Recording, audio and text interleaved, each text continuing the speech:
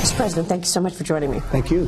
Under your administration's policy, we've seen growth in the economy, in jobs, the stock market, but now the rest of the world is slowing. How are you going to keep this elevated growth going? Well, I just think it's happening. You look at what's going on with respect to China, or deal is coming along very well. We'll see what happens. But we're taking in billions and billions of dollars for the first time ever against China in the form of tariffs. I'm very happy with that, but I think the deal will probably happen. I think they need it very badly. Nobody's ever really seen anything quite like what's happening. Then we did the Mexico and Canada deal, USMCA. That's going very well. I think that it should get approved pretty quickly by Congress because it's a great deal. It's a really great deal. NAFTA was, to me, one of the worst deals I've ever seen as trade. I think the WTO is terrible also, by the way. I think that's a really bad one. But we're doing even better with WTO. We're winning cases all of a sudden because we never won cases. Now we're starting to win cases because they know my attitude. If they don't treat us fairly, we get out. And there's a big difference there. We're doing a good job. We finished up at 3.1 GDP. Everybody, that hasn't been done in 14 years, maybe more than that, but 14 years. And I think we have tremendous momentum right now. And you're right, the world is slowing, but we're not slowing. And frankly, if we didn't have somebody that would raise interest rates and do quantitative tightening, we would have been at over 4 instead of at 3.1. And the Fed said this week, actually, signaling that we're not going to see any more rate hikes this year. Do you think you influenced that decision partly? I don't know. I mean, look, I hope I didn't influence, frankly, but it doesn't matter. I don't care if I influenced or not. One thing, I was right. But we would have been over 4 if they didn't do all of the interest rate hikes. And they tightened. I mean, they did $50 billion a month. I said, what are we doing here? And so I'm not, 3.1 may be the best in 14 years. I'm not happy with it. We should have had much higher.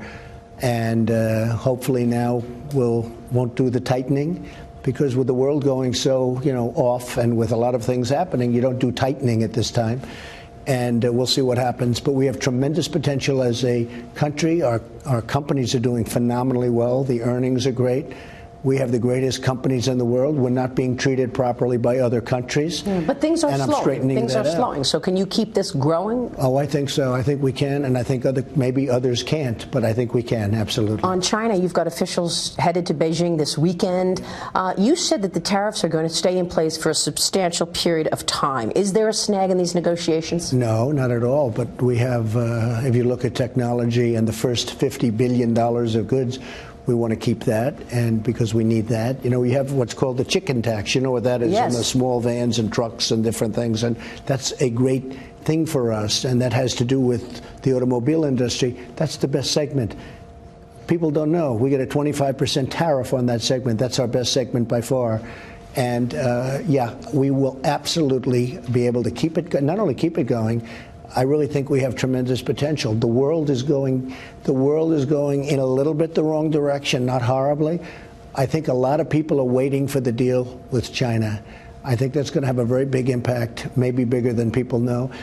As to whether or not it makes it, I think it will. I think we're getting very close. That doesn't mean we get there, but I think we're getting very close. I'm glad that you mentioned the chicken tax, that 25% tariff on European light trucks, because right now the Commerce Department is looking at autos and auto parts and whether or not they pose a national security risk. Do they? Well, no. What poses a national security risk is our balance sheet. We need a strong balance sheet. Otherwise, you don't have national security. So people are always saying, well, what do cars have to do with national security? When Germany is sending cars and we virtually don't tax them, and yet they won't accept our cars, namely the European Union, which frankly treats us as badly as China. The numbers are just smaller by a lot. But, we lost over the course of the last 5, 6, 7 years $150 billion a year with the European Union. They don't take our product. They tax us tremendously. They tariff us tremendously. Almost every country has taken advantage of the United States, and we're straightening it out. Yeah, but if you slap more tariffs, if you slap tariffs on auto and auto imports, doesn't that affect the global stream of goods? Doesn't it slow down the economy? It's expensive. It does, but you know what it does? I'll tell you what the end game is. They'll build their plants in the United States, and they have no tariffs. Yeah, but what if the Europeans come back back to you and say, Mr. President, let's go to 0%. Let's go to no tariffs. Are you willing to give up that 25% tariff on light trucks? No, because a Chevrolet will never sell like a Mercedes sells here. They've offered me that. They said, oh, I have an idea. We'll go, no. Well, the problem is that the Chevrolet will never be accepted in Europe like the Mercedes is accepted here. So it's not a good deal. I wouldn't do that deal. They've offered me that deal. So you wouldn't do zero tariffs with? I would do it for certain products, but I wouldn't do it for cars because they have BMW, they have Mercedes, they have a lot of very good cars that come in. And they make them here. I want them to make them here. Instead of making them over there, make them here. If you're going to sell them to the Americans, make them here. You mentioned USMCA. A lot of Democrats have said to me, I'm not going to vote for it in its current form. Do you have a plan B if it doesn't pass? Maybe you go pre-NAFTA. NAFTA is one of the worst deals ever made, one of the worst trade deals ever made, probably the worst. And I do include WTO. WTO gave us China in its current form. They're considered, in WTO, a developing nation. We put an end, we've let them know we're not going to stand for that. We let the folks over at the World Trade Organization know we're not going to stand for that. But so think of it, China, India, these are all considered developing nations. We're not a developing nation. They have a big advantage over us. Why didn't people come out strongly against that in past administrations? They should have. That's a tremendous advantage. We are not allowing that to happen. We've advised them that we are not going to stand for that. Let me ask you about social media. You said that many platforms censor conservative speech. You have Congressman Devin Nunes suing Twitter for the same reason. What, if any, regulation do you want to see? How do you want this to end? Well, I hate the concept of regulation on media, but it's very unfair. You talk about the word collusion. The collusion between the Democrats and these people, it's ridiculous. It's hard to believe I won. If you think about it, I had Facebook, Google, Twitter, everybody against me. I have the media's almost totally against me, and yet I won. 306 to 223. People can't even believe it. I won because I'm able to get the word out through my social media because I have great social media. But I'll tell you, it's much tougher than it should be. I deal with Twitter. It's not right the way they do it. I know exactly what they're doing. They take people off my account. They make it very hard for people to join. I had a time very recently ago where I was picking up hundreds of thousands of people in a very short period of time. Now when I pick up, and I guess I have way over 100 million on the different platforms added up, way over 100 million, but it gives me a voice because it's a corrupt media. I call it fake media, but it's fake and corrupt. Do you want to break those companies up? And the good news is you understand that, and I'm not talking about you, by the way, but you know that better than anybody. 93% negative news, and I think it's worse than that. Do you want to break these companies up? This is one thing Ted Cruz and Elizabeth Warren agree on. I don't like the concept of it. I really would like everybody to be free, but they don't treat us the same way as they treat liberal Democrats and others. Because the Democrats actually are becoming a far-left party. I mean, they're becoming a radical party. You look at what they want to do with the Supreme Court. You look at what they want to do with the voting age. Where did that come all of a sudden? The voting age at 16. They're becoming radical. They are radicalized. You look at this Green New Deal. It's the most preposterous thing. Now, I don't want to knock it too much right now because I really hope they keep going forward with it. Frankly, because I think it's going to be very easy to beat. I want to get back to the 2020 in a second, but I got to ask you about the news of the week. You spent a good portion of your time in Ohio the other day trashing John McCain. Senator John McCain is dead. Why are you doing this? So it's not a good portion of my time. It's a very small portion. But if you realize about 3 days ago it came out that his main person gave to the FBI the fake news dossier. It was a fake. It was a fraud. It was paid for by Hillary Clinton and the Democrats. They gave it to John McCain, who gave it to the FBI for very evil purposes. That's not good. And the other thing, he voted against repeal and replace. Now, he's been campaigning for years for repeal and replace. I'm not a fan. After all of this time, think of this. Repeal and replace. We would have had great health care. But, Mr. President, he's dead. He can't punch back. I know you punch back, but he's dead. I don't talk about it. People ask me the question. I didn't bring this up. You just brought it up. You asked the question. Well, you talked about it this week. You asked me the question. When I went out yesterday to the scrum, they asked me the question.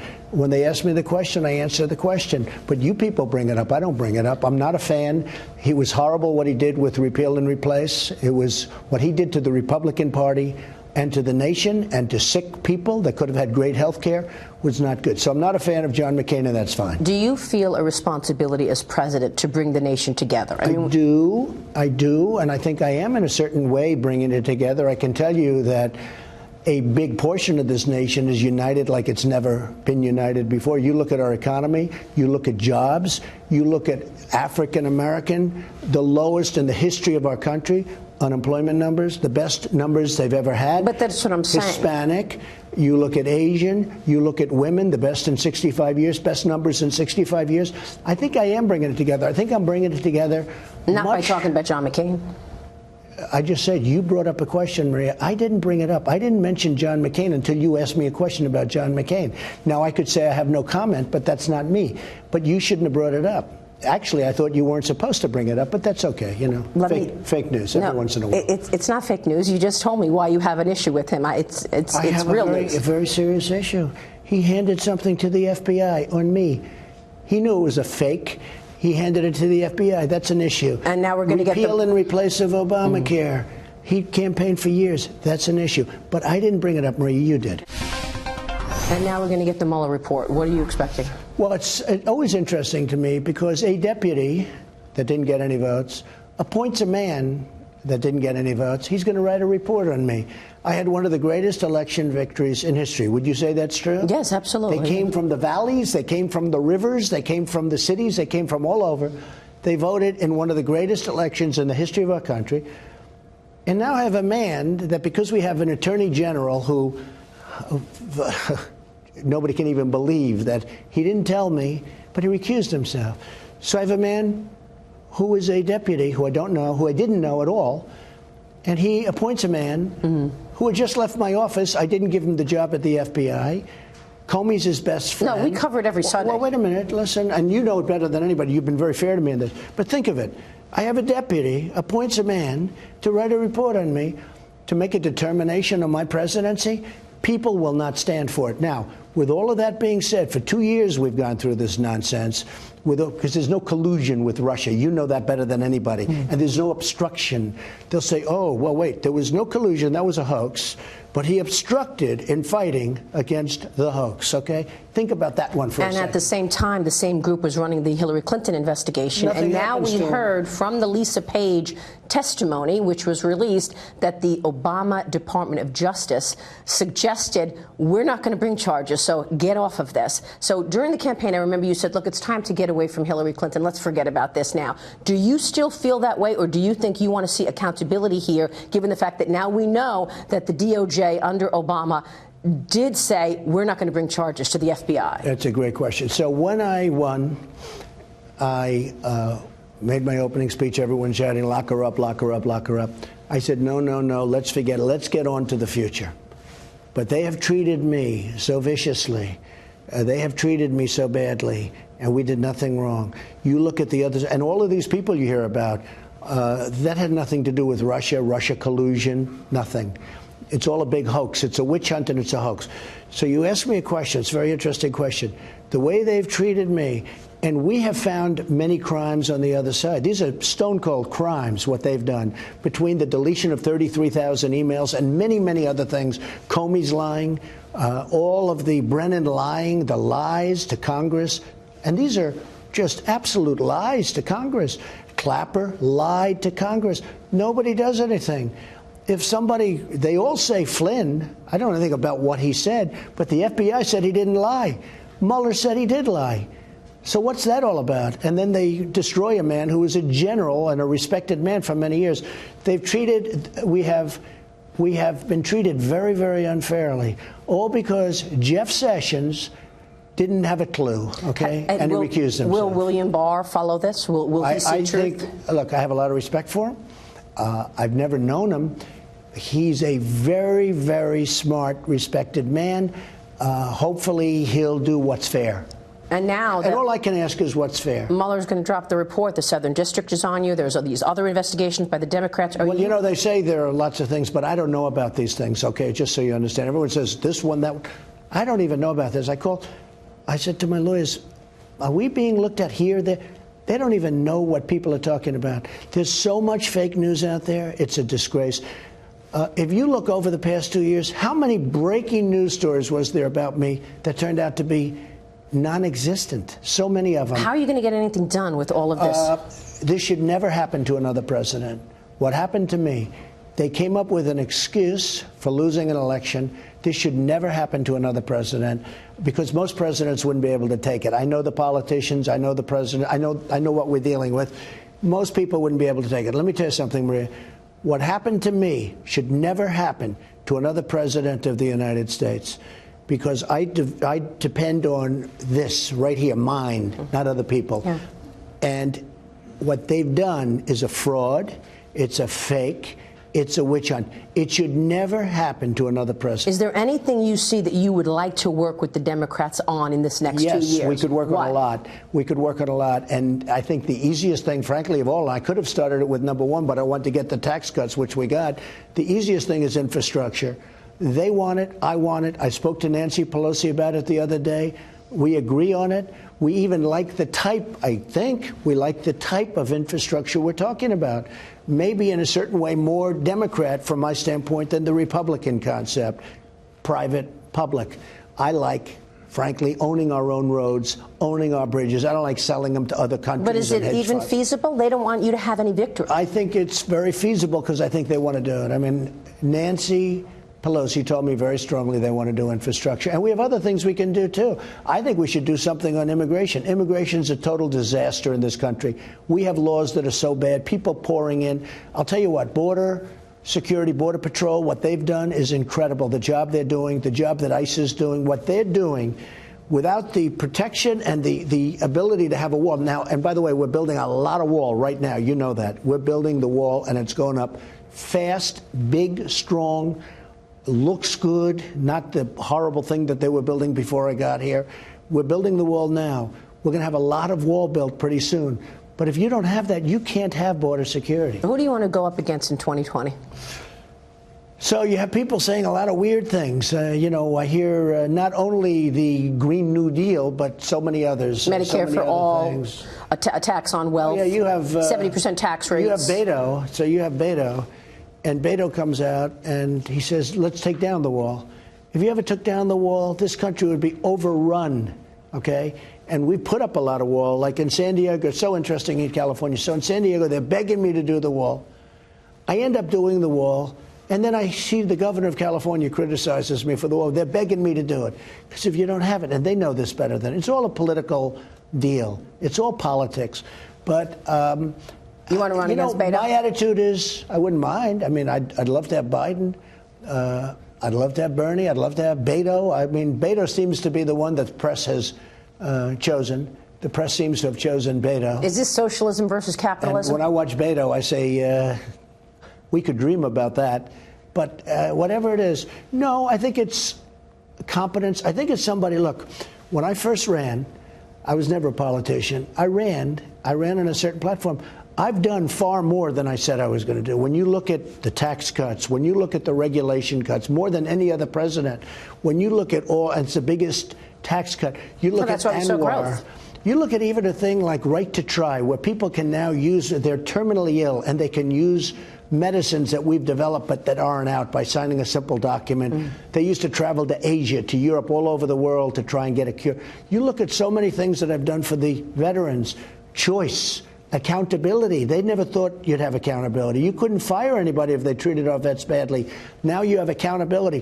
Veterans' choice, where if they have to wait 2 weeks online or if they have to wait 2 days, they can go out now, Maria, and see a private doctor, and we pay for that doctor. Mr. President, let me end on the Golan Heights, because you tweeted about this today in Israel. You said it is time for the U.S. to recognize Israel's sovereignty and the Golan Heights. Why now? Why did you send that out now? I've been thinking about doing it for a long time. It's been a very hard decision for every president. No president has done it. This is very much like Jerusalem, moving the embassy to Jerusalem. I did that.